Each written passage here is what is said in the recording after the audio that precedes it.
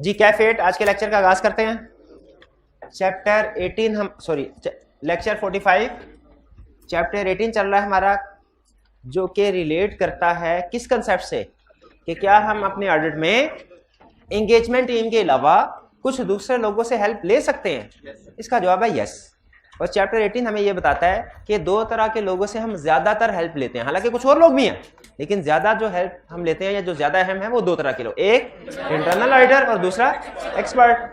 तो ये चैप्टर में दोनों कंसेप्ट डिस्कस होंगे कि हम इंटरनल ऑडिटर से अगर हेल्प लेना चाहें एविडेंस ऑब्टेन करने में किस तरीके से हेल्प ले सकते हैं, और इसी तरह अगर हमने एक्सपर्ट से हेल्प लेनी हो तो हम किस तरीके से हेल्प ले सकते हैं। पहले हमने इंटरनल ऑडिट स्टार्ट किया था। कल के लेक्चर में हमने कुछ इंट्रोडक्टरी कंसेप्ट पढ़े थे कि इंटरनल ऑडिटर कौन है, एक्सटर्नल ऑडिटर के साथ इसका कंपैरिजन क्या है और इंटरनल ऑडिटर की एक्टिविटीज क्या क्या होती हैं। एक्टिविटीज याद है आपको? स्कोप, इंटरनल ऑडिटर के स्कोप में कौन कौन सी एक्टिविटीज है? Monitoring of controls, compliance with laws and regulation, examination of financial information, fraud investigation, review of operating act. शाबाश।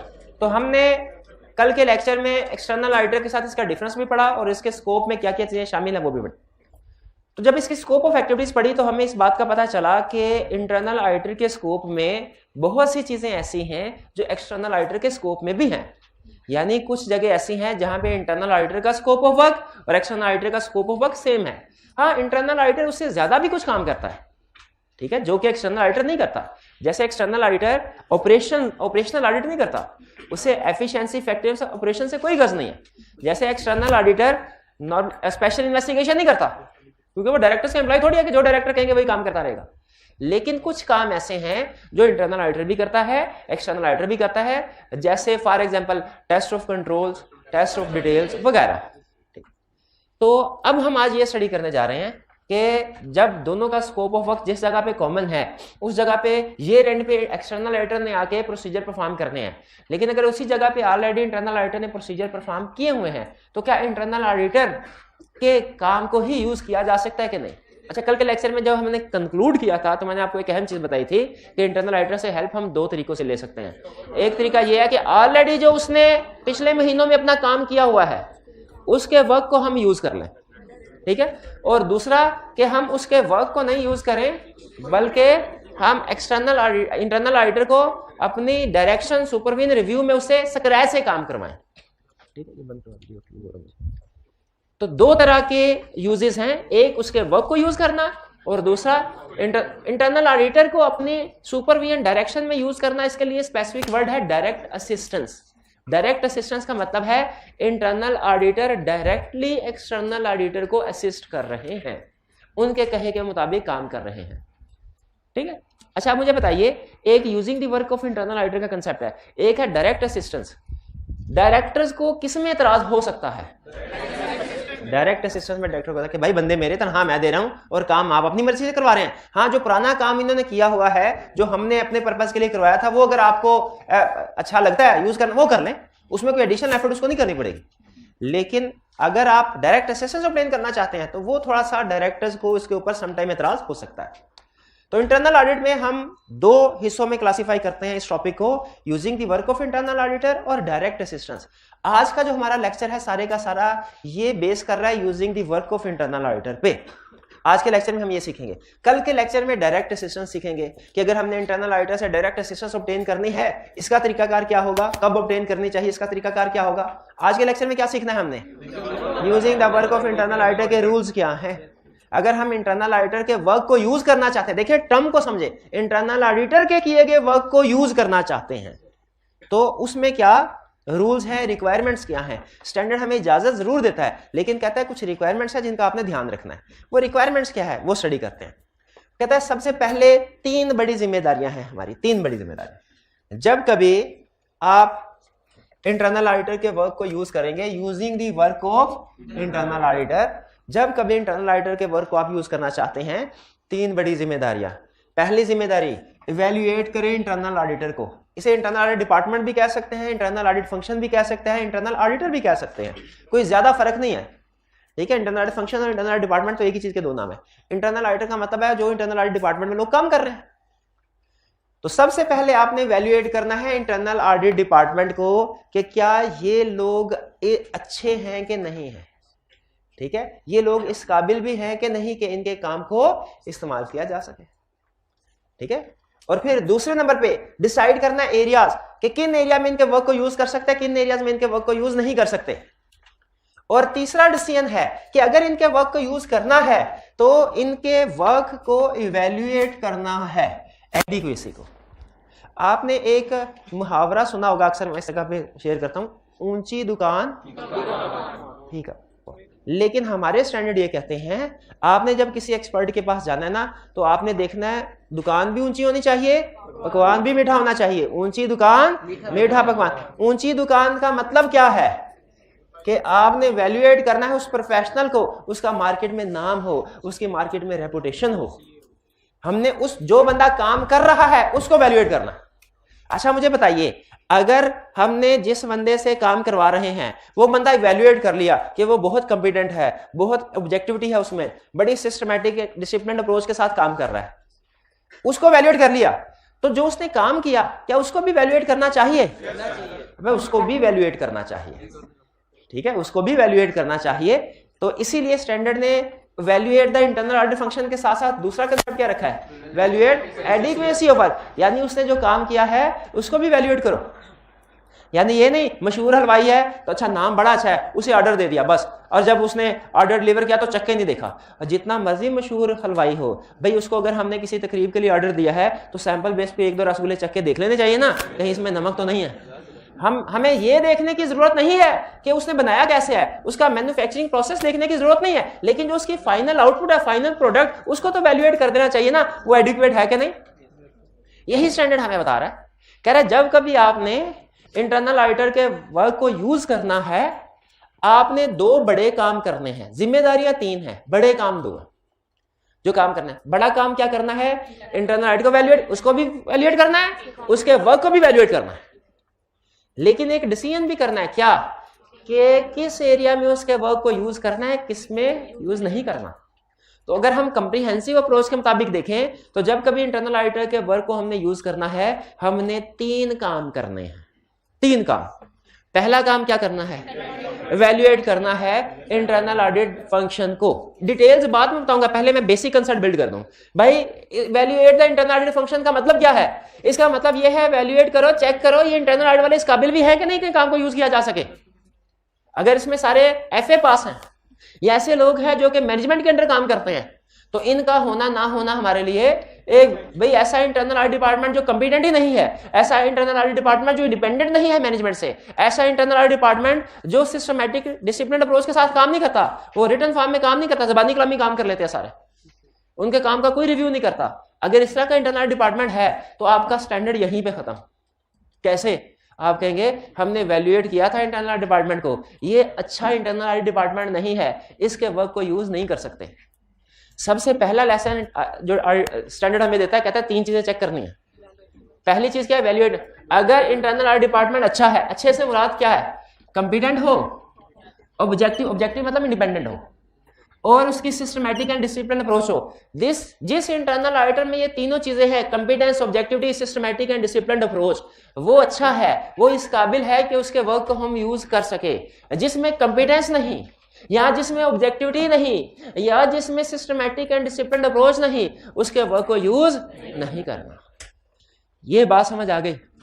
डिटेल में भी डिस्कस करेंगे। मेन कंसेप्ट बिल्ड हो गया।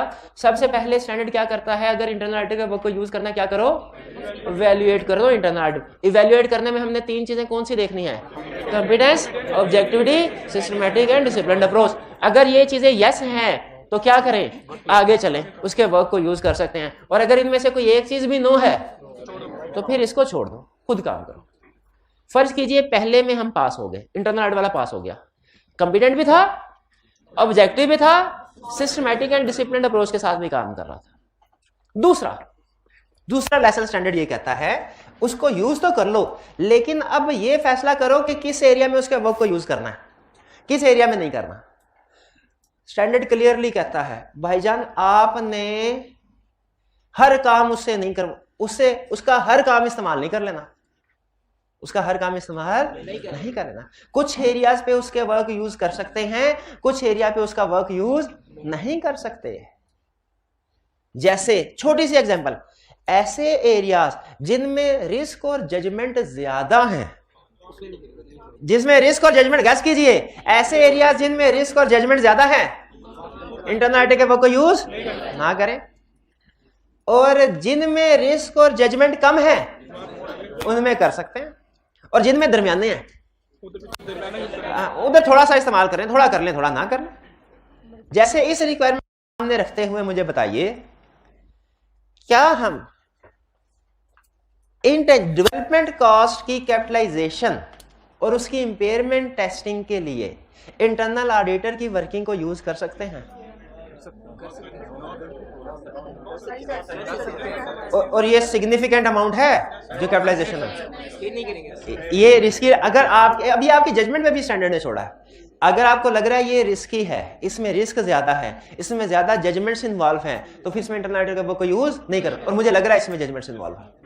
अच्छा, और इसके साथ अगर आपने कुछ रिपेयर एक्सपेंसेस वेरीफाई करने हैं जो इंटरनल ऑडिट की टीम ने भी वेरीफाई किए हुए हैं, आप उनके डॉक्यूमेंट्स को एज इट इज यूज कर सकते हैं।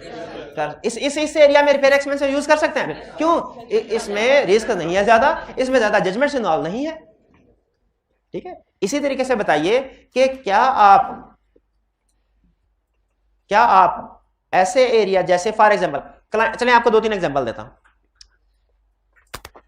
ऑडिटिंग स्टैंडर्ड कहते हैं आप जब कभी किसी क्लाइंट का ऑडिट करने के लिए जाए ना, उसकी अंडरस्टैंडिंग ऑब्टेन करनी है। अंडरस्टैंडिंग से मुराद उसके सारे सिस्टम को समझना है। अगर हम खुद ये काम करें ना तो कैसे करते हैं भला? हम क्लाइंट के सिस्टम प्रेमिसेस में जाते हैं, उसका गोदाम वगैरह, जो सेल्स डिपार्टमेंट, परचेज डिपार्टमेंट, जिसकी भी अंडरस्टैंडिंग ऑब्टेन करनी है, उस सिस्टम को घूमते फिरते हैं, लोगों से मुलाकात करते हैं, हर एक बंदे से पूछते हैं जी आपका क्या नाम, क्या काम करते हैं, आप क्या काम करते हैं, और फिर बाद में शाम को बैठ के उसको डॉक्यूमेंट कर लेते हैं कि ये हमने अंडरस्टैंडिंग ऑब्टेन की और इस अंडरस्टैंडिंग को हमने डॉक्यूमेंट कर लिया।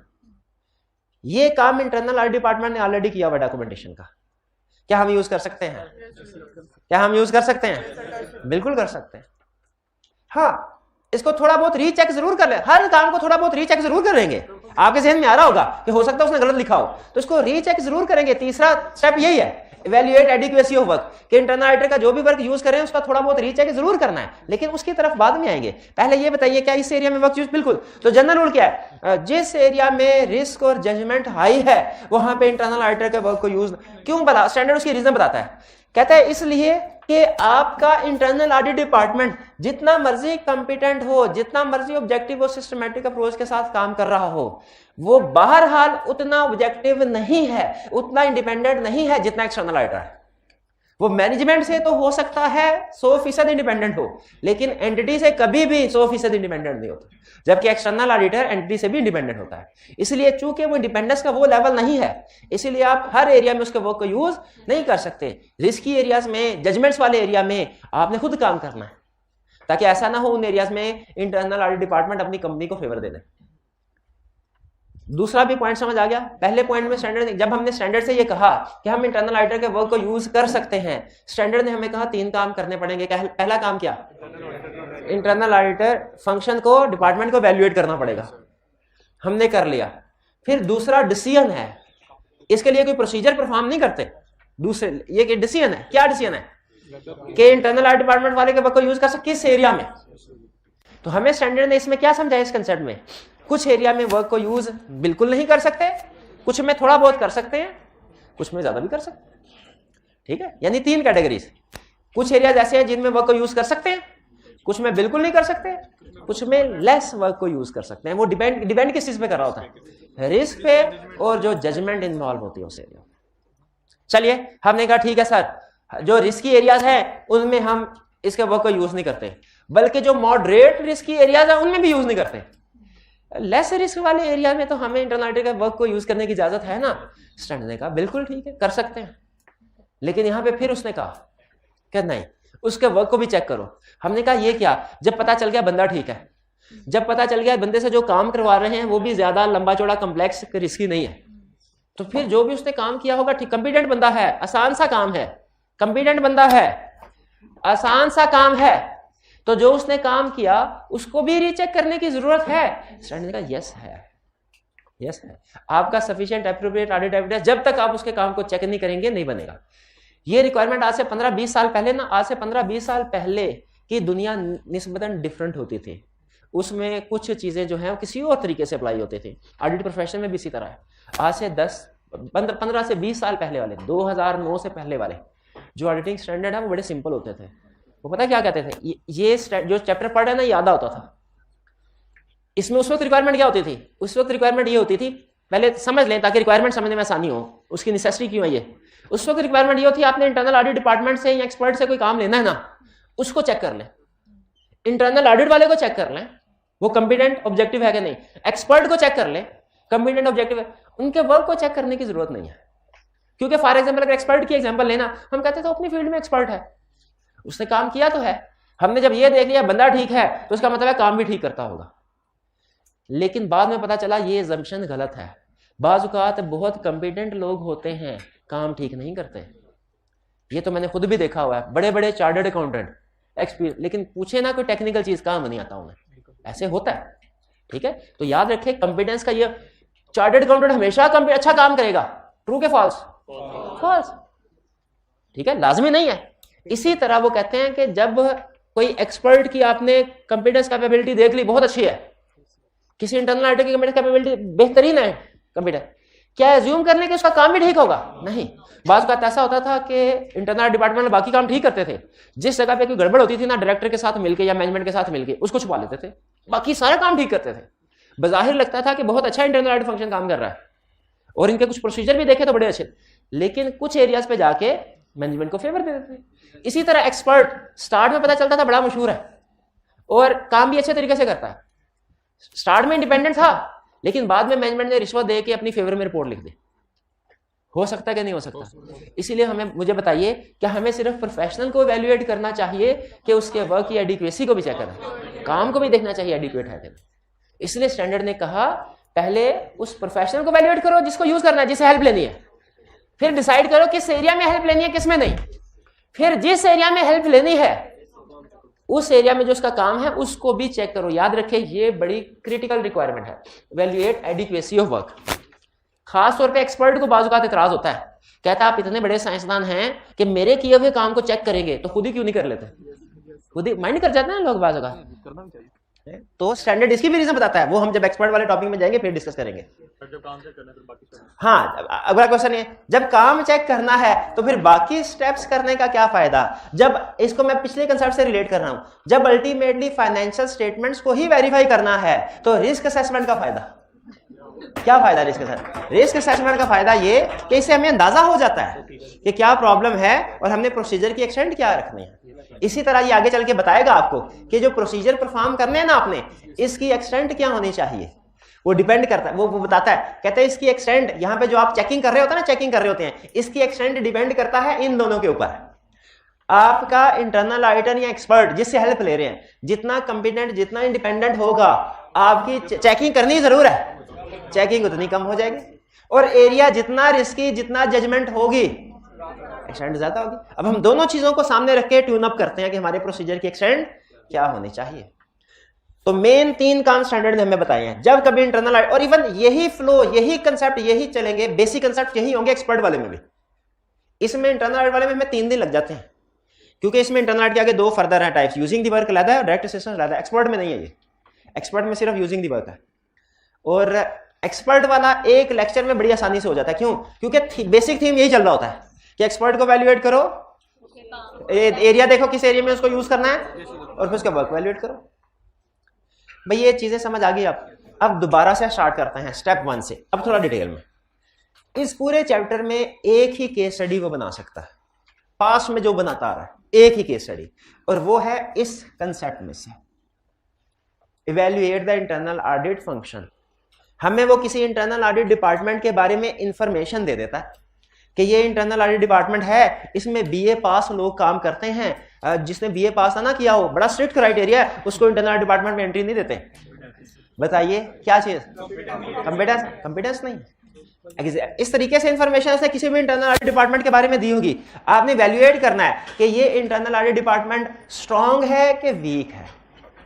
ठीक है, उसने डिफरेंट इंफॉर्मेशन दी होगी। कुछ information strength of internal department को इंडिकेट कर रही होंगी, कुछ वीक को इंडिकेट कर रही होंगी। आपने सारे पॉइंट्स को आइडेंटिफाई करना है, प्लस वालों को भी माइनस वालों को भी, और नीचे फिर एंड पे डिसीजन देना है। अगर प्लस वाले पॉइंट ज्यादा हुए आपका डिसीजन क्या होगा कि ये इंटरनल ऑडिट डिपार्टमेंट अच्छा है, इसके वर्क को यूज कर सकते हैं। और अगर माइनस वाले पॉइंट ज्यादा हुए कहेंगे अच्छा नहीं है, इसके वर्क को यूज नहीं। लेकिन याद रखिए दोनों तरह के पॉइंट्स आपने मेंशन करने हैं, और बात बड़ी ट्रिकी स्टेटमेंट दे देता है। अब मैं आपसे एक क्वेश्चन शेयर करता हूं कि केस स्टडी, उसने कहा कि जो head of internal audit department है वो सीएफओ का बैचमेट था जब दोनों क्वालिफाई पढ़ रहे थे, और इस दोस्ती की वजह से अब internal head of internal audit इसका बड़ा अच्छा फायदा उठाता है। क्या वो किसी भी वक्त मैनेजमेंट के किसी भी डिपार्टमेंट में पहुंच जाता है और ऑन द स्पॉट इंक्वायरी करता है, और अगर उसे कोई वीकनेस नजर आए ना तो वो मॉडर्न सोच का मालिक है, वो ये लिखत पढ़त में नहीं जाता, ऑन द स्पॉट ऑर्डर देता है। और उसके सीएफओ के साथ अच्छे रिलेशन की वजह से जो मैनेजरियल एम्प्लॉइज है उसको इमीडिएट कर देते हैं, जिससे टाइम सेव हो जाता है। इवेल्युएट कीजिए ये इंटरनल डिपार्टमेंट गुड है या बैड है। अच्छा, बज़ाहिर लग रहा है कि बड़ी अच्छी बातें बता रहा है वो, लेकिन असल में इसमें दो प्रॉब्लम्स हैं। एक ऑब्जेक्टिविटी शाबाश नहीं भाई, वो असल में इसका क्या होगा कि छोटे छोटे मसले तो वो आइडेंटिफाई कर रहा होगा, लेकिन जो सीएफओ का मसला होगा वो तो आइडेंटिफाई नहीं कर रहा होगा ना। एक मसला ऑब्जेक्ट, दूसरा मसला कौन सा है? अप्रोच का। इसकी डॉक्यूमेंटेशन है ही नहीं। काम की डॉक्यूमेंटेशन होनी चाहिए जिससे पता चले कि वर्क हुआ कि नहीं हुआ। घर जाके केस स्टडी आपने रीड कर ली, समझ आ गई सारी चीजें, लेकिन उसको लिखा नहीं है, और आपने आगे कहा सर अगर मैं लिखने बैठता ना तो 2 केस स्टडी कर पाता, मैंने सिर्फ पढ़ा है 5 केस स्टडीज की हैं, तो शाबाश देनी चाहिए। नहीं भाई, ऐसे जब लिखना ही नहीं सीखा, जब केस स्टडी को लिखना ही नहीं सीखा तो 50 केस स्टडी कर रहे हैं, एग्जाम में नहीं लिख पाएंगे, प्रेजेंट नहीं कर पाएंगे, तो उन केस स्टडीज, उन 50 केस स्टडीज का कोई फायदा नहीं है जो आपको लिखना ना आए और एग्जाम में प्रेजेंट ना कर सके। इससे बेहतर वो 5 केस स्टडीज हैं जो आपने लिख के अटेम्प्ट किया, प्रेजेंटेशन आपको पता है, और एग्जाम में आप कम से कम 70-80% उसको अटेम्प्ट कर दिया। तो डॉक्यूमेंटेशन ऑडिटिंग स्टैंडर्ड खुद से ये कहते हैं। रूल आपको बताया था ना, something not documented is something not done. हमारा प्रोफेशन का रूल है कि जो चीज आपने डॉक्यूमेंट नहीं की, लिखी नहीं, वो ऐसा होता है जैसे कभी आपने किया ही नहीं। तो जो आप आगे मुझे कह रहे होते हैं पहले सर पढ़ लिया है, केस स्टडी की, असाइनमेंट किया, जुबानी कलामी किया, तो ये आपके कहने से 15 साल पहले हमें हमारे प्रोफेशन में सिखा दिया था उन्होंने कि जो चीज डॉक्यूमेंट नहीं की इसका मतलब क्या है, नहीं की। हमें भी पता होता नहीं की। पढ़ने से कभी भी नहीं समझ आता उसके अंदर ऊंच नीच क्या है क्वेश्चन की। अकाउंटिंग की कभी प्रैक्टिस ऐसे करते हैं? अकाउंटिंग के टीचर को कहते हैं सर पढ़ लिया बस, समझ आ गई थी, नहीं कहते हैं ये? अच्छा सच में मैं वैसे पूछ रहा हूँ, अकाउंटिंग हाँ हल करना पड़ता है सारा, उसमें कुछ हिडन एडजस्टमेंट्स भी होती हैं जो आप उस क्वेश्चन के अंदर घुसे, बैलेंस शीट टैली नहीं होती ना, तब पता चलता है क्या प्रॉब्लम थी इसके अंदर, ये एडजस्टमेंट भी करने थे। उसी तरह केस स्टडी के अंदर भी एक एक लफ्ज में बाज़ औक़ात एडजस्टमेंट या कंसेप्ट होता है, कंसेप्ट होता है, वो बाहर आगे देखिए। ये समझ आ गया आपको? हमने जब इवेल्युएट करना है स्टेप नंबर 1 में इंटरनल ऑडिटर में क्या चीजें देखनी है? Competence, objectivity, systematic and disciplinary. इस पूरे चैप्टर में जो वो केस स्टडी बना रहा है, बनाता एक ही तरह की, उसमें क्या करता है वो? हमें किसी इंटरनल ऑडिट डिपार्टमेंट के बारे में इंफॉर्मेशन देता है और कहता है कमेंट कीजिए इसके ऊपर। हमने कैसे कमेंट करना होता है? उसके प्लस पढ़ गए, जो उसके प्लस पॉइंट हो वो भी लिखने हैं, जो माइनस पॉइंट हो वो भी लिखने हैं, और एंड पे कंक्लूजन देना है। कंक्लूजन के मार्क्स नहीं मिलेंगे, कंक्लूजन चाहे स्ट्रॉन्ग लिखे वीक, इसके मार्क्स नहीं, मार्क्स किसके मिलेंगे? आपके आर्गुमेंट प्लस और माइनस उठाए हैं कि नहीं उठाए। अच्छा आगे चलते हैं। जब हमने इवैल्यूएट करना है इंटरनल ऑडिट फंक्शन को, तो क्या चीजें देखनी है? सबसे पहले कंपिटेंस। कंपिटेंस का मतलब क्या है? उसकी क्वालिफिकेशन कितनी है, एक्सपीरियंस कितना है। हालांकि इंटरनल ऑडिट की क्वालिफिकेशन रिक्वायर्ड बाय लॉ नहीं है, लेकिन फिर भी रिक्वायर्ड नहीं है तो इसका यह मतलब थोड़े कि होनी नहीं चाहिए, भी उसे पढ़ा लिखा बंदा होना चाहिए। ठीक है, एक इनके ऑर्गेनाइजेशन है, शायद मैंने पहले बताया था, IIA, institute of internal auditors, उसका मेंबर हो तो क्या ही बात है। चलो मेंबर नहीं भी है, कम से कम MBA वगैरह उसने किया और एक्सपीरियंस हो, उसका एक्सपीरियंस हो। जितना ज्यादा एक्सपीरियंस, जितनी ज्यादा क्वालिफिकेशन, उतना ही confidence level high. Specific knowledge हो, स्पेसिफिक नॉलेज से क्या मुराद है? उस एंटिटी से रिलेटेड उस इंडस्ट्री का नॉलेज हो, उस इंडस्ट्री का नॉलेज हो। MCB का CFO या हेड ऑफ इंटरनल ऑडिट जिसका 10 साल का एक्सपीरियंस है, और PIA का CFO जिसका 1 साल का एक्सपीरियंस है, आप शाहीन एयरलाइंस के लिए हायरिंग कर रहे हैं, किसको प्रेफर करेंगे? ये क्योंकि उसका स्पेसिफिक एक्सपीरियंस है, उससे पता है कि इसकी एयरलाइंस में क्या मसाइल होते हैं, अकाउंटिंग पॉलिसीज कौन सी अडॉप्ट करनी होती है, उनकी एप्लीकेशन एस्टिमेट्स किस तरीके से होते हैं, नेचर ऑफ बिजनेस क्या है, ठीक है, यहां पे किस तरीके से बैंकिंग सेक्टर की अपनी अलग है। तो इसीलिए सिर्फ ये नहीं है कि अब देखें मैं कहूं आपसे भाई मैं एक्सपीरियंस बंदा हूं टीचिंग में, मेरा 15 साल का एक्सपीरियंस है, आप कहेंगे वाह वाह वाह, और मैं कहता हूं अच्छा इसीलिए मैं आपको अगले सेशन से टैक्स पढ़ाऊंगा, आप कहेंगे सर जी एक्सपीरियंस किसी और चीज में आपका, पढ़ा कुछ और। मैं कहता नहीं टीचिंग एक्सपीरियंस 15 साल। बताइए सिर्फ टीचिंग एक्सपीरियंस होना चाहिए कि रेलिवेंट भी होना चाहिए? रेलिवेंट भी। यही चीज हमें सिखा रहा है कि आपने ये देखना है कि उनके पास इंडस्ट्री स्पेसिफिक नॉलेज है कि नहीं है। इंडस्ट्री स्पेसिफिक नॉलेज होना जरूरी है। और हमारे लिए भी याद रखें किसी भी क्लाइंट का ऑडिट करने के लिए जाते हैं उसकी इंडस्ट्री का नॉलेज होना जरूरी है, ठीक है। हर इंडस्ट्री के अपने रिस्क होते हैं, हर इंडस्ट्रीज की अलहदा से अकाउंटिंग पॉलिसीज होती हैं, हर इंडस्ट्री के अपने मसले मसाइल होते हैं स्पेसिफिक, तो हमें याद रखें उसे इंडस्ट्री स्पेसिफिक डील करना, यही बता रहा है। एग्री करते हैं कि स्पेसिफिक नॉलेज भी होना चाहिए इंटरनल डिपार्टमेंट के पास, यानी उसे कंपनी का ट्रेनिंग होनी चाहिए प्रॉपर, जैसे हमारी एक्सटर्नल ऑडिटर की ट्रेनिंग होती है कि नहीं, उनकी भी ट्रेनिंग होनी चाहिए। रिसोर्सेज सफिशिएंट होने चाहिए, यानी मैनेजमेंट के पास अगर कंप्यूटर्स हैं वो कंप्यूटर पे काम करें, इंटरनल ऑडिट वाले को उन्होंने कॉपी पेंसिल दी हुई है जी काम करें, क्या अच्छा इंटरनल ऑडिट काम हो सकता है? नहीं हो सकता। उनके पास भी सफिशिएंट रिसोर्सेज होने चाहिए, ठीक है। यानी मैनेजमेंट में 200 लोग काम कर रहे हैं और इधर 2-3 लोगों को इंटरनल डिपार्टमेंट बना दिया बस। रिसोर्सेज से मुराद ह्यूमन रिसोर्सेज भी हैं, टेक्नोलॉजी रिलेटेड रिसोर्सेज भी हैं। क्लियर? अच्छा मुझे बताइए इंटरनल ऑडिट डिपार्टमेंट में कंपिटेंस होनी चाहिए? बिल्कुल होनी चाहिए। ऑब्जेक्टिविटी होनी चाहिए। ऑब्जेक्टिविटी का मतलब क्या है? ये ध्यान से सुन लें कि कब इंडिपेंडेंट होगा कब नहीं। ऑब्जेक्टिविटी या इंडिपेंडेंस का मतलब है एम्प्लॉयमेंट के डिसीजन, यानी हायरिंग फायरिंग प्रमोशन के डिसीजन किसको करने चाहिए? डायरेक्टर्स को। अगर डायरेक्टर्स करेंगे तो ऑब्जेक्टिविटी है, अगर यही काम सीएफओ सीईओ करेगा ऑब्जेक्टिविटी नहीं है। रिपोर्टेबल टू डायरेक्टर है objectivity, reportable to CFO CEO है ऑब्जेक्टिविटी नहीं है। स्कोप ऑफ वर्क जितना ज्यादा वाइड होगा उतना ऑब्जेक्टिविटी, लेकिन अगर स्कोप लिमिट कर दिया जाए, डायरेक्टर्स कहें भाई बाकी सारे एरियाज देखने हैं तुमने, ये मार्केटिंग डिपार्टमेंट में कोई चीज भी नहीं देखनी, तो क्या इंटरनल डिपार्टमेंट वाला मार्केटिंग डिपार्टमेंट को देखेगा? नहीं देखेगा। वो कहेगा सर मुझे तो जो काम आपने कहना है मैंने वही करना है, नहीं देखता मार्केटिंग डिपार्टमेंट। तो जितना इंटरनल ऑडिटर का स्कोप ऑफ वर्क कम होता जाएगा ना उतना ही उसकी ऑब्जेक्टिविटी कम होती जाएगी। अच्छा अगर मुझे बताइए यही स्टेटमेंट अगर एक्सटर्नल ऑडिटर को दे डायरेक्टर, क्या आपने ह्यूमन रिसोर्स डिपार्टमेंट में नहीं जाना, बाकी जो मर्जी करे, क्या हम मान लेते हैं? हम नहीं मानते, हम कहते हैं ये स्कोप लिमिटेशन है। और स्कोप लिमिटेशन हो तो क्या करते हैं? स्कोप लिमिटेशन हो तो क्या करते हैं? रिपोर्ट पे क्वालिफाइड ओपिनियन शाबाश देते हैं। अगर इफेक्ट मटेरियल हो तो क्वालिफाइड, और परवेसिव हो तो डिस्क्लेमर ऑफ ओपिनियन शाबाश। कंफ्लिक्टिंग रिस्पॉन्सिबिलिटीज नहीं होनी चाहिए, कंफ्लिक्टिंग रिस्पॉन्सिबिलिटीज नहीं होनी चाहिए। कंफ्लिक्टिंग रिस्पॉन्सिबिलिटीज का मतलब क्या है? मैं आपसे कहूं टेस्ट करो, जब आप टेस्ट कर ले तो मैं कहूं खुद ही चेक कर लो, ये क्या? ये है कंफ्लिक्टिंग नहीं होनी चाहिए ना, नहीं होनी चाहिए। कंफ्लिक्ट इंटरनल ऑडिटर के केस में कंफ्लिक्टिंग रिस्पॉन्सिबिलिटी का मतलब क्या है कि इसको कोई ऐसा काम नहीं देना चाहिए जो मैनेजमेंट का है, क्योंकि अगर इंटरनल ऑडिट वाला मैनेजमेंट का काम करेगा तो फिर चेक कौन करेगा?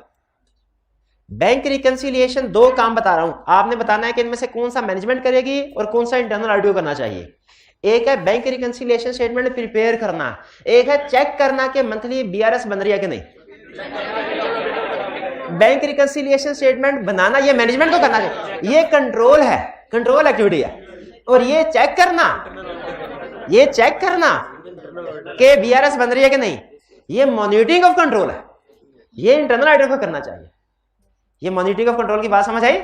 मॉनिटरिंग ऑफ कंट्रोल का ये मतलब नहीं है कि कंट्रोल परफॉर्म करना है, बल्कि इसका मतलब क्या है? चेक करना है। अच्छा कंसेप्ट से कंसेप्ट निकला है और बात जहन में आगे अगर कहें तो बताता हूं, लिंक हो रही है। एक और एग्जांपल से कंसेप्ट को समझते हैं, कंफ्लिक्टिंग रिस्पांसिबिलिटीज वाले को, कि मैनेजमेंट का काम मैनेजमेंट करे, सिखा क्या रहा है? मैनेजमेंट का काम मैनेजमेंट करे, इंटरनल ऑडिटर्स का काम इंटरनल ऑडिट करे। अगर इंटरनल ऑडिटर्स वाले मैनेजमेंट का काम कर रहे होंगे वो कंफ्लिक्टिंग रिस्पांसिबिलिटीज है। डायरेक्टर की मर्जी है, वो देना चाहे दे सकते हैं, इंटरनल ऑडिट वालों को कुछ भी काम दे सकते हैं, लेकिन अगर मैनेजमेंट का काम देते हैं तो फिर उनकी यूटिलिटी कम हो जाती है, ऑब्जेक्टिविटी कम हो जाती है। रूल ये है कि जब कभी सेल इनवाइस बनेगी, सेल इनवाइस उसे एक पर्सन अप्रूव करेगा उसे कि इनवाइस ठीक बनी है। एक टास्क है इनवाइस को अप्रूव करना, दूसरा टास्क है चेक करना कि सेल इनवाइसेस अप्रूव हो रही हैं कि नहीं हो रही। पहला काम मैनेजमेंट को करना चाहिए, दूसरा काम इंटरनल ऑडिटर को करना। बिल्कुल ठीक है, अगर इंटरनल ऑडिटर ही इनवाइसेस की अप्रूवल देख रहा हो, वो इनवाइस को अप्रूव कर रहा होगा, तो फिर चेक कौन करेगा कि अप्रूवल हो? कोई नहीं चेक कर सकता। अच्छा, अब यहां पे मैं इसको टेक्निकल वर्ड्स में कन्वर्ट कर रहा हूं। 3 टर्म्स है, तीनों में फर्क बता रहा हूं, ये याद रखिएगा। एक चैप्टर की बेस इन पे खड़ी है, इस लाइन पे जो मैं आगे बता रहा हूं, जो कंसेप्ट बता रहा हूं। अगर मैनेजमेंट अप्रूवल कर रही है, ये कहलाता है कंट्रोल एक्टिविटी। मैनेजमेंट का अप्रूवल करना, मैनेजमेंट का रिकंसिलिएशन बनाना, ये क्या कहलाता है? Control activity. इंटरनल ऑडिटर का चेक करना कि अप्रूवल हो रही है कि नहीं, रिकंसिलिएशन हो रही है कि नहीं, वगैरह वगैरह, ये कहलाता है मॉनिटरिंग ऑफ कंट्रोल। और अगर यही काम एक्सटर्नल ऑडिटर करे तो ये कहलाता है test of control. Monitoring of control और टेस्ट ऑफ कंट्रोल 100% एक ही चीज का नाम है। फर्क सिर्फ ये है, अगर इंटरनल ऑडिटर करे वो मॉनिटरिंग ऑफ कंट्रोल होगी, अगर एक्सटर्नल ऑडिटर करे तो टेस्ट ऑफ कंट्रोल होगी। तो आगे चल के आप पूछते हैं सर कंट्रोल, उस चैप्टर में ना सबसे ज्यादा क्वेश्चन पता क्या पूछते हैं? सबसे ज्यादा, सर ये कंट्रोल एक्टिविटी में और टेस्ट ऑफ कंट्रोल में क्या फर्क है? तो क्या फर्क है कंट्रोल एक्टिविटी? अभी लिख लें, बाद में नहीं पूछना, अभी लिख लें। कंट्रोल एक्टिविटी में क्या फर्क है? कंट्रोल एक्टिविटी मैनेजमेंट परफॉर्म करती है, टेस्ट ऑफ कंट्रोल ऑडिटर करता है।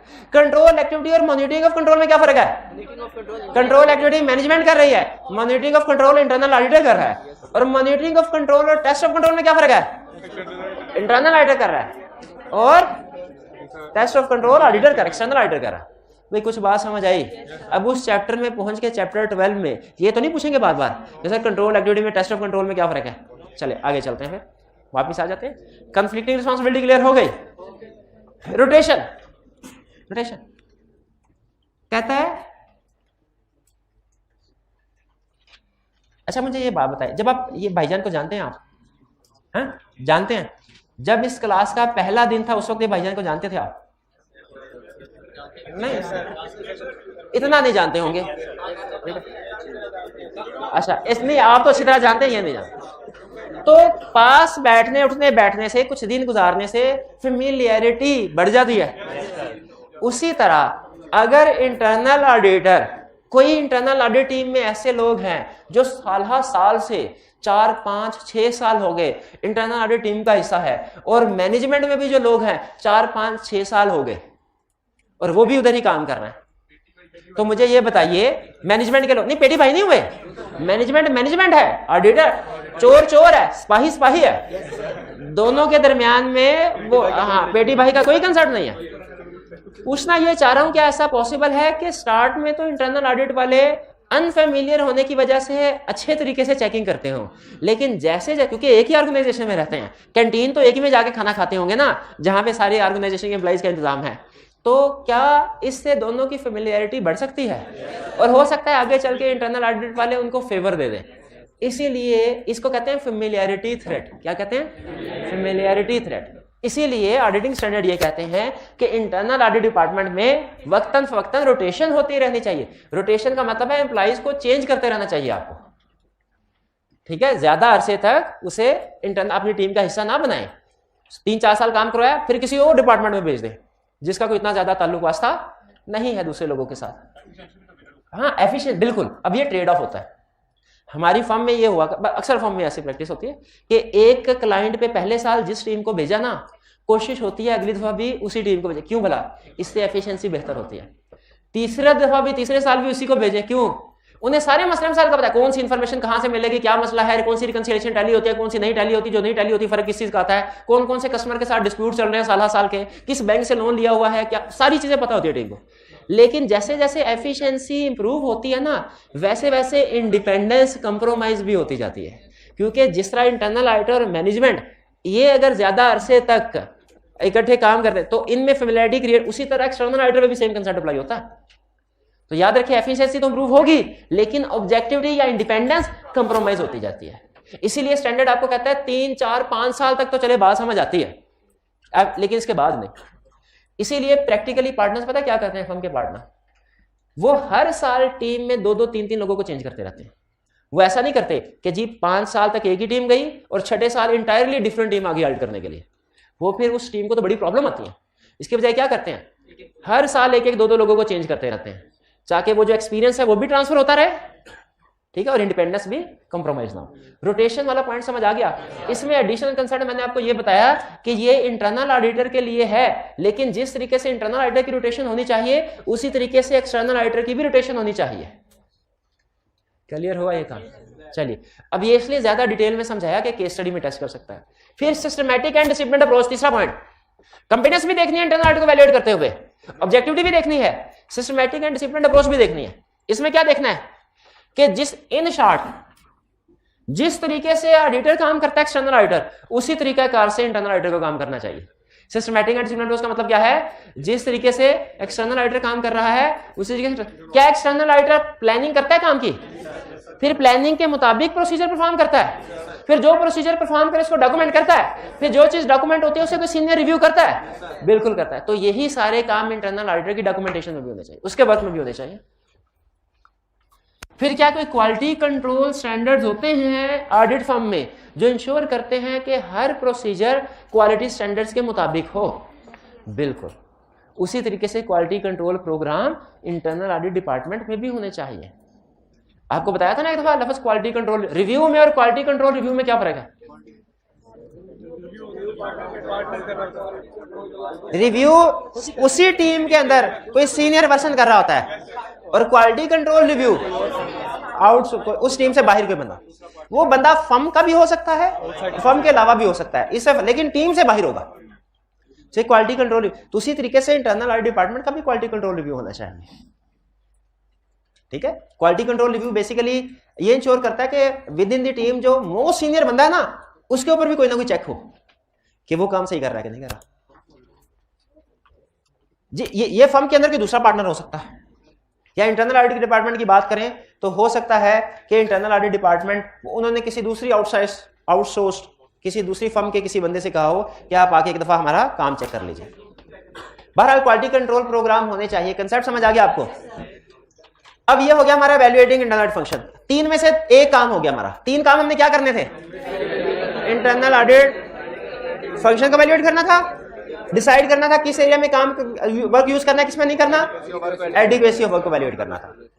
अब नेक्स्ट एरियाज कैसे सिलेक्ट करेंगे किस एरिया में वर्क यूज करना है किसमें नहीं। क्या इंटरनल ऑडिटर का वर्क हर एरिया में यूज कर सकते हैं? अरे ना ना ना ना, कुछ एरियाज है जिनमें बिल्कुल यूज नहीं कर सकते, कुछ एरियाज ऐसे हैं जिनमें कम यूज कर सकते हैं, और कुछ एरियाज ऐसे हैं जिनमें कोई रोक टोक नहीं, आप यूज कर लें। कौन से एरियाज है जिनमें इंटरनल ऑडिटर के वर्क को यूज, यानी कौन सी सिचुएशन है जिनमें इंटरनल ऑडिटर के वर्क को यूज नहीं कर सकते?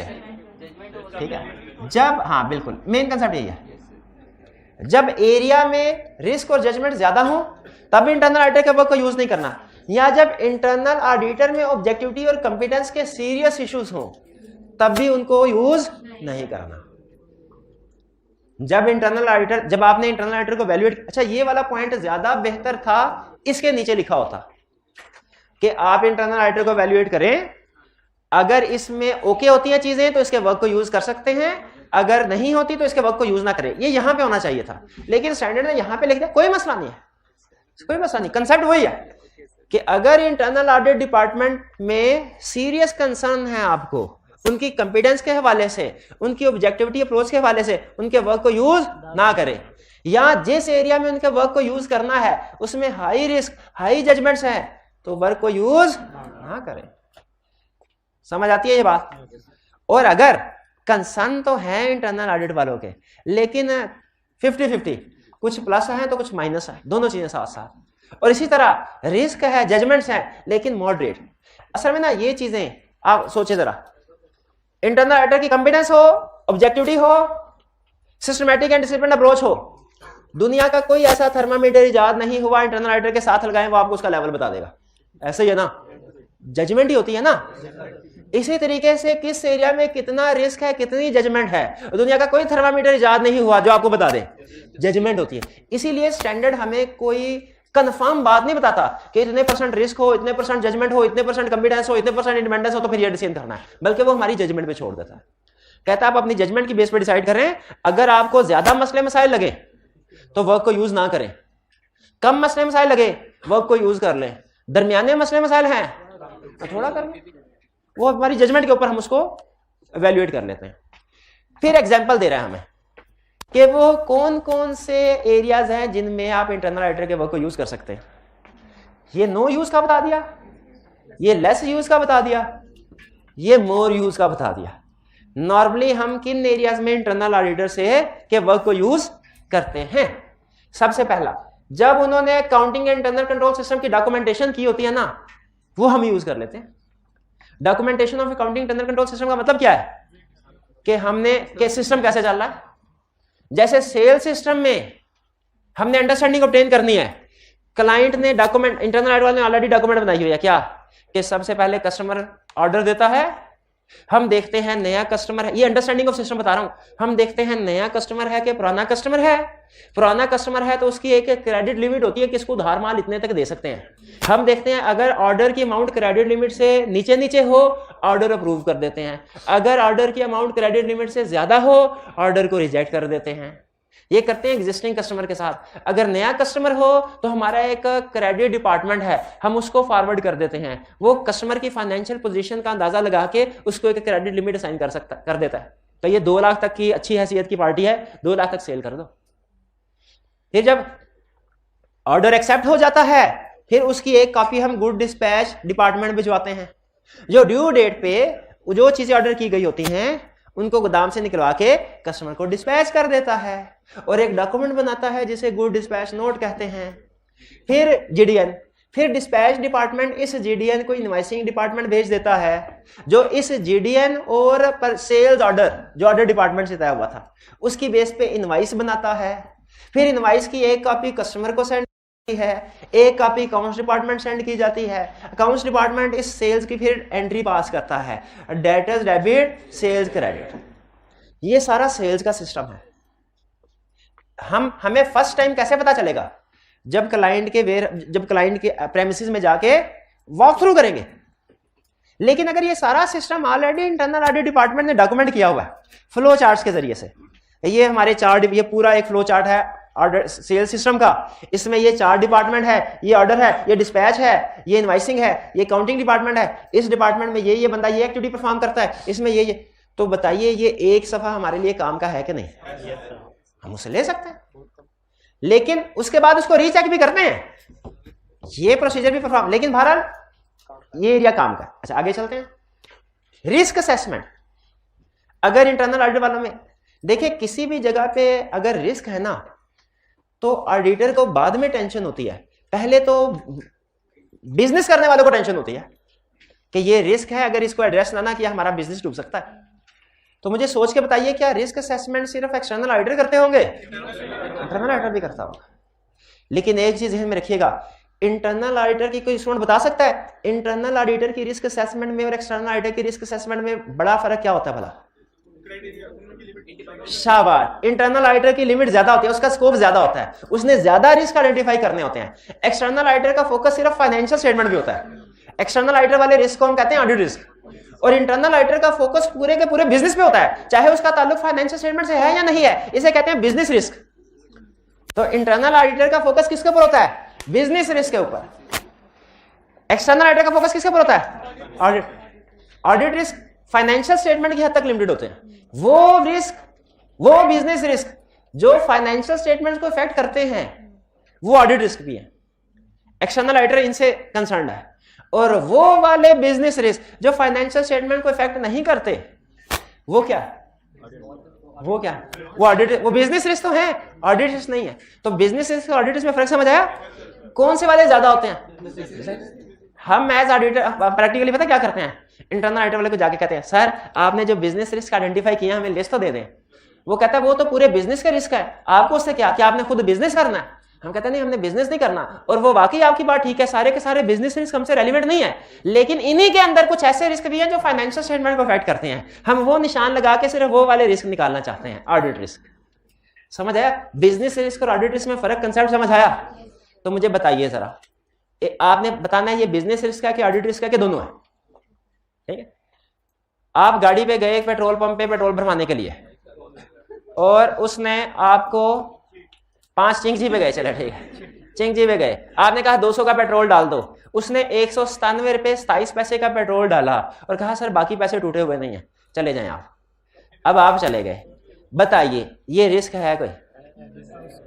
क्या इसका फाइनेंशियल स्टेटमेंट पे कोई इंपैक्ट आएगा? नहीं, क्योंकि उसने बेसिकली किया क्या, पेट्रोल पंप पे 197 रुपए थे ना, उसने सेल 197 की रिकॉर्ड की, लेकिन ऊपर के 3 रुपए अपनी जेब में रख दिए। इससे उस पेट्रोल पंप की रेपुटेशन तो इफेक्ट होगी, फाइनेंशियल स्टेटमेंट मिसस्टेटेड नहीं है। ये बिजनेस रिस्क तो है, ऑडिट रिस्क नहीं है। ठीक है, बर्गर खाने के लिए गए, उसमें से कोई दुम निकल आई किसी चीज की, पैसे दे चुके हैं आप, पैसे दे चुके हैं, उसके बाद कब हुआ है, और जो पैसे आपने दिए हैं वो फाइनेंशियल स्टेटमेंट में रेवेन्यू रिकॉर्ड हो चुका है। बिजनेस रिस्क है कि ऑडिट रिस्क? बिजनेस रिस्क है, क्योंकि आइंदा इसकी फ्यूचर सेल कम होगी, लेकिन चूंकि फ्यूचर सेल तो रिकॉर्ड होती नहीं हिस्टोरिकल फाइनेंशियल स्टेटमेंट में, ये ऑडिट रिस्क नहीं है। क्लासिक एग्जांपल एक जगह पे उसने दी थी, एक जगह पे क्लासिक एग्जांपल बिजनेस रिस्क और ऑडिट रिस्क को फर्क को समझने के लिए उसने कहा, अगर कोई बैंक जंगल में जाके अपनी ब्रांच ओपन कर ले, इसमें ऑडिट रिस्क 0 है, ना कोई ट्रांजैक्शन होगी, ना फाइनेंशियल स्टेटमेंट में मिसस्टेटमेंट होगी, लेकिन बिजनेस रिस्क 100% है, सारे का सारा लॉस, जितना भी खर्चा करेंगे सारे का सारा लॉस में जाए। तो ये बिजनेस रिस्क और ऑडिट रिस्क में फर्क समझ आ रहा है आपको? बिजनेस रिस्क अगर आईकैप हमें कहे ना वैल्यूएट करो, हमने बिजनेसमैन बनना है, ऑडिटर नहीं बनना। जब बिजनेस रिस्क वैल्यूएट करने को कहेगा, हमने क्या बन के सोचना है? बिजनेसमैन। हमने सिर्फ फाइनेंशियल स्टेटमेंट नहीं, बाकी चीजों के ऊपर फोकस करना है। हमने ये भी देखना है हमारा कस्टमर खुश रहे, उसे अच्छी सर्विसेज मिले, प्रोडक्ट अच्छी हो। लेकिन जब वो कहे आईकैप ऑडिट रिस्क आइडेंटिफाई करो, हमने ऑडिटर बन के सोचना है। फिर हमने कहना है बाकी चीजें को गोली मारो, सारी रात जनरेटर चलता रहा है, चाहे बिजली भी आ रही थी फिर भी जनरेटर सारी रात चलता रहा है, हमारे को कोई टेंशन नहीं है। क्यों? फाइनेंशियल स्टेटमेंट में तो पूरा खर्चा रिकॉर्ड हो रहा है ना, हमने सिर्फ फाइनेंशियल स्टेटमेंट के ऊपर सोचना। बिजनेस रिस्क और ऑडिट रिस्क में डिफरेंस समझ आया? ठीक है, कोई आपसे पूछे दोनों में क्या फर्क है, कोई टेक्निकल बात नहीं करनी, कोई लंबी चौड़ी डेफिनेशन नहीं बतानी, जो लिखी हुई है सिंपल इतना कहना है कि बिजनेसमैन बन के सोचो जो चीज गलत लगे वो बिजनेस रिस्क है, और ऑडिटर बन के सोचो फाइनेंशियल स्टेटमेंट में जो भी गलती हो सकती है वो ऑडिट रिस्क है। क्लियर? ये सूल याद रखेंगे। अच्छा, आज के लेक्चर में बाकी सारा कुछ भूल जाए, कोई प्रॉब्लम नहीं है, लेकिन वो जो मैंने आपको control activity, monitoring of control और टेस्ट ऑफ कंट्रोल में फर्क बताया, और फिर ऑडिट रिस्क और बिजनेस रिस्क में फर्क बताया, ये नहीं भूलना। ये केस स्टडी वाली चीज है, बाकी की तो आप मैं कुछ भी ना पढ़ाऊं, आप घर जाके पढ़ेंगे, आप याद कर लेंगे रटा, मैं पूरा कॉन्फिडेंट हूं, कॉन्फिडेंस। लेकिन ये केस स्टडी में जो कंसेप्ट टेस्ट होता है ये मैंने तसल्ली से बढ़ा दिया। ठीक है, तो बाकी इनमें मुझे कोई इतनी ज्यादा प्रॉब्लम नहीं। बहरहाल आगे चलते हैं, कंसेप्ट एक कंसेप्ट निकलता है, हो सकता है कोई नीचे पता। Test of control internal auditor करता है, हम भी यूज कर नहीं, इंटरनल ऑडिटर क्यों नहीं करता? ये नो वाला कौन था? मॉनिटरिंग ऑफ कंट्रोल में पढ़ा तो था, पहला पॉइंट ही यही था। ये क्या है, ये कौन था नो वाला? ये बताया, स्कोप बताया। अच्छा, हाइब्रिड से आवाज आई है, ठीक है ठीक है, नहीं ठीक है, मैं समझा इधर क्लास में। तो टेस्ट ऑफ कंट्रोल, फिर सब्सटेंटिव प्रोसीजर्स भी, लेकिन कौन से सब्सटेंटिव प्रोसीजर्स? Involving limited. क्यों? हाई जजमेंट वाले नहीं करने, हाई जजमेंट पे खुद काम करना है। Observation of inventory count, inventory आपको पता है ऑडिटर अगर 20 ब्रांचेज है या वेयर हाउसेज है, एक्सटर्नल ऑडिटर 20 में से कितनों को चेक करेगा? 6, 7, 8 को। लेकिन मैनेजमेंट और इंटरनल ऑडिट वाले 100% को करते हैं। तो मुझे बताइए, जिन यहां पे उन वेयर हाउसेज की बात नहीं हो रही जिन पे ऑडिटर विजिट कर रहा है, वो तो खुद करेगा। यहां पे उन वेयर हाउस की बात हो रही है कि अगर इंटरनल ऑडिट वालों ने कुछ एक्स्ट्रा वेयर हाउसेज को विजिट किया है, उसमें कुछ ऑब्सोलीट इन्वेंट्री आइडेंटिफाई की है, तो क्या हम एज ऑडिटर उस एडजस्टमेंट को हम खुद भी उसको कैरी कर सकते हैं कि नहीं कर सकते? उसकी डिटेल ले सकते हैं कि नहीं? कि हम कहेंगे नहीं ये मिसस्टेटमेंट चूंकि हमने आइडेंटिफाई नहीं की इसलिए इसका हमारे से कोई ताल्लुक नहीं है, ये कहेंगे? नहीं। तो इन्वेंट्री काउंट ऑब्जर्व करने में इंटरनल ऑडिटर की हेल्प, लेकिन ये उन एरियाज के लिए है जिनमें खुद विजिट नहीं करता। ये ना हो अगर इंटरनल ऑडिटर खुद, एक्सटर्नल ऑडिटर खुद घर में बैठा है और इंटरनल ऑडिट वाले काम कर रहे हैं, उनको कह रहे हैं अपने डॉक्यूमेंट्स मुझे दे दो, वो ठीक नहीं है। खुद काम करना ही करना, ये जिनमें खुद नहीं किसी वजह से काम कर रहा वहां पर। टेस्ट ऑफ कंप्लायंस में laws and regulation, environmental laws, यानी वो लॉ, हर वो लॉ, जनरल रूल जो फाइनेंशियल स्टेटमेंट्स को इफेक्ट कर सकता है, उसकी टेस्टिंग देखेंगे। इंटरनल ऑडिटर ने की है तो क्या कंप्लायंस आ रही है कि नहीं आ रही, ठीक है। इंटरनल ऑडिटर वाला चेक करता रहता ना, ये वाले लॉज हैं, इनकी रिक्वायरमेंट पूरी हो रही है कि नहीं, ये वाले लॉज हैं, इनकी रिक्वायरमेंट पूरी हो रही है कि नहीं। रिसेंट टाइम में केस स्टडी, उसके अंदर मिलते जुलते दो चीजें, अगर किसी लॉ की वायलेशन करें तो क्या होगा, कंपनी के ऊपर कोई लॉ एप्लीकेबल है, कंपनी के दो चीजें आपके जहन में आनी चाहिए जब कभी वायलेशन हो। एक सॉफ्ट वर्जन, वो क्या है, पेनल्टी पे करना पड़ सकती है। दूसरा हार्ड वर्जन, वो क्या, लाइसेंस कैंसिल हो सकता है। अगर लॉ की नेचर ऐसी है वो लाइसेंस भी कैंसिल हो सकता है। बाज़ औक़ात पंजाब फूड अथॉरिटी वाले आते हैं ना, उन्हें पता चले मिलावट वाला तो दूध गिरा देते हैं सारे का सारा, ये एक तरह से पेनल्टी समझ लें। तो बाज़ औक़ात उसका लाइसेंस कैंसिल करके कहते हैं चलो भाई थाने। तो इसी तरीके से बैंक से लोन लिया, उसकी भी रिक्वायरमेंट्स होती हैं जो पूरी करनी होती है लोन की। अगर लोन लिया, लोन की रिक्वायरमेंट पूरी नहीं की, क्या हो सकता है, क्या हो सकता है, पहला सॉफ्ट वर्जन कि पेनल्टी पे करना पड़ सकती है, दूसरा हार्ड वर्जन, बैंक कह सकता है कि मेरा सारा लोन वापस करो। और अगर आप लोन वापस करने के काबिल नहीं हैं, जो कि नहीं होंगे, क्यों नहीं होंगे, इस काबिल होते तो लोन थोड़ी देते, तो फिर गोइंग कंसर्न पे डाउट क्रिएट होते हैं। ये भी एक तरह से वो लाइसेंस कैंसिल वाली की तरफ बात जा रही है। तो लॉ की कंप्लायंस हो रही है कि नहीं, इंटरनल ऑडिट वाले चेक कर रहे होंगे, हम भी उसकी रिपोर्ट देख लें कि जिस लॉ की उसने कहा वायलेशन हो रही है, हम भी रिपोर्ट कर देंगे इसकी वायलेशन हो रही है। और tracing transaction through out the accounting system, ये होता है कि देखना कि ट्रांजैक्शन जैसे जर्नल से लेजर, लेजर से ट्रायल, ट्रायल से इनकम स्टेटमेंट, बैलेंस शीट में सही पोस्टिंग हो रही है कि नहीं हो रही, ये पोस्टिंग के साथ इसका ताल्लुक है। तो ये कुछ एग्जांपल्स थी, किस चीज की एग्जांपल्स कर सकते हैं। अभी तक हमने दो चीजें सीखी, पहले वैल्यूएट किया इंटरनल ऑडिट फंक्शन को, फिर सीखा किस एरिया में इसका वर्क यूज करना है, किस में नहीं। ये 6-7 एग्जांपल खास तौर पे। अगली बात और आखिरी, चाहिए सिर्फ 5 मिनट में, मैं ये नहीं पढ़ाता, ठीक है, ये नहीं पढ़ाता।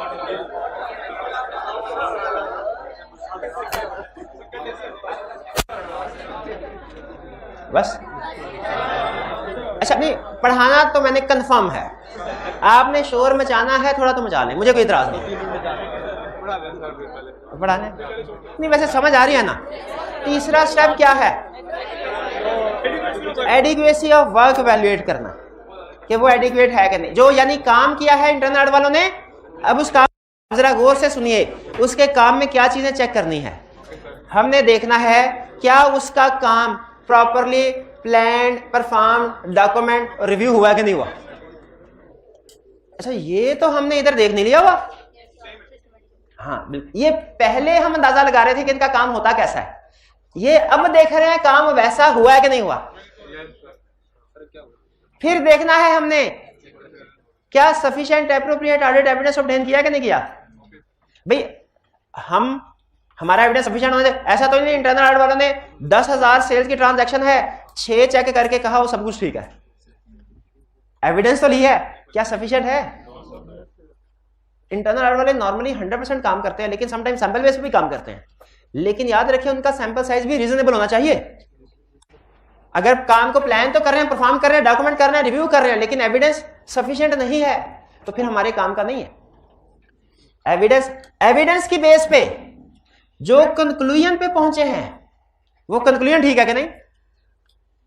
कंक्लूजन, जब हम ऑडिट में वर्ड कंक्लूजन बोलते हैं इसका मतलब क्या होता है भला, दो ही कंक्लूजन, हाँ जी, ओपिनियन भी कह सकते हैं कि चीज ठीक है या चीज ठीक नहीं है। तो हम देखेंगे कि क्या जो कंक्लूजन है वो एविडेंस की बेस पे ही है, कंक्लूजन कंसिस्टेंट है एविडेंस के साथ, एविडेंस के साथ कंसिस्टेंट है। क्लाइंट ने इस साल, अब देखिए एक वर्किंग पेपर के ऊपर क्या लिखा हुआ है, आपने मुझे बताना है एविडेंस कंक्लूजन के साथ कंसिस्टेंट है कि नहीं। यहां पे सिखा क्या रहा है आपको कि इंटरनल ऑडिटर जो काम करे उसका एविडेंस कंक्लूजन के साथ कंसिस्टेंट होना चाहिए। आप वर्क को एडिक्वेट कर रहे हैं, इंटरनल वाले ने कहा ये सर देखे मैंने डॉक्यूमेंट किया काम, पढ़ लें, आपने उठाया पे सफा, आपने कहा डॉक्यूमेंटेशन तो है, तो अब मैं लेकिन देख लूं एविडेंस भी सफिशिएंट एप्रोप्रिएट है कि नहीं। और कंक्लूजन कंसिस्टेंट विद एविडेंस है कि नहीं। उसने कहा क्लाइंट ने ड्यूरिंग द ईयर एक फिक्स एसेट खरीदा, लेकिन चूंकि इस फिक्स एसेट को इस्तेमाल नहीं किया गया इसीलिए इसके ऊपर कोई डेप्रिसिएशन चार्ज नहीं की गई। कंक्लूजन क्या है? Satisfactory, no misstatement identified. बताइए क्या इस वर्किंग पेपर में कोई प्रॉब्लम है कि नहीं? क्या प्रॉब्लम है? एविडेंस और कंक्लूजन में कंसिस्टेंसी नहीं है। एविडेंस जिस कंक्लूजन पे पहुंचाना चाहता है उस पे नहीं पहुंच रहे। एविडेंस कह रहा है मिस स्टेटमेंट है, जबकि कंक्लूजन क्या है?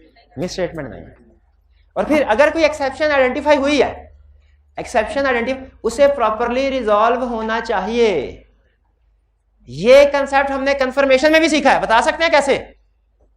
कि अगर कोई एक्सेप्शन कहते हैं किसको है? डिफरेंस को, इनकंसिस्टेंसी को, डिसएग्रीमेंट को। क्लाइंट ने कहा मैंने 50 लाख लेना है, डेटर ने कहा मैंने तो 30 लाख देना है।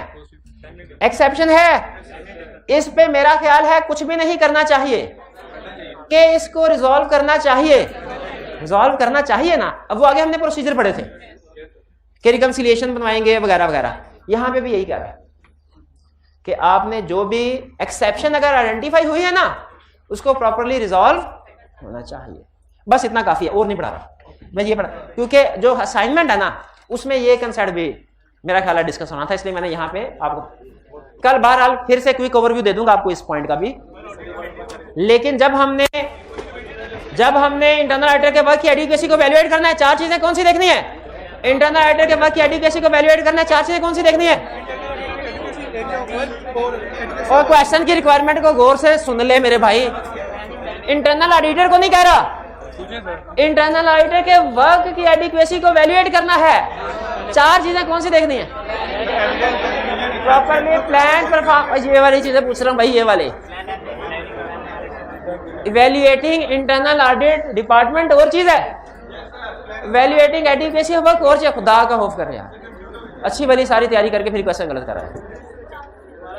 Work was properly plan perform document reviewed, sufficient appropriate audit evidence obtain हुआ कि नहीं हुआ, कंक्लूजन एप्रोप्रिएट थे कि नहीं, कंसिस्टेंट विद एविडेंस, और अगर कोई एक्सेप्शन है रिजॉल्व होगी कि नहीं।